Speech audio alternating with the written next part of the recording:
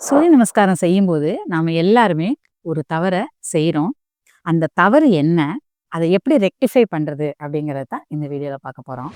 சூரிய நமஸ்காரங்கிறது அட்வான்ஸ் லெவல்ல பண்ணக்கூடிய ஒரு ஹெவியான பிராக்டிஸ். இந்த பிராக்டிஸ இன்னைக்கு எல்லாருமே நிறைய ரவுண்ட்ஸ் போடுறோம். பலவிதமான பர்பஸ்க்காக.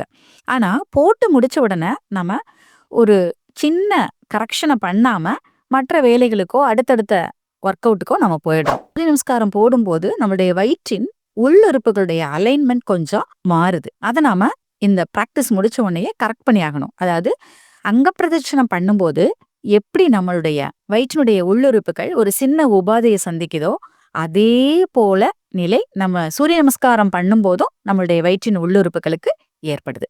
சூரிய நமஸ்காரம் பண்ணும்போது நம்மளுடைய வயிற்று பகுதி அப்டமன் அண்ட் தொராக்ஸ் ரீஜன் வந்து முன்னாடி பின்னாடி வளைந்து மேலும் கீழும் ஏறி இறங்கி அதனுடைய மூமெண்ட்ஸ் பார்த்தீங்கன்னா உங்களுக்கு புரியும்.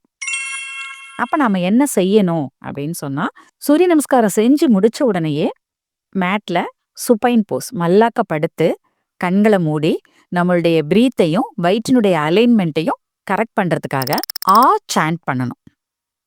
ஒரு 2 மினிட்ஸ் இந்த வந்து சாண்ட் பண்ணணும். இப்போ எப்படி அந்த சாண்ட் பண்றதுன்னு பாருங்க.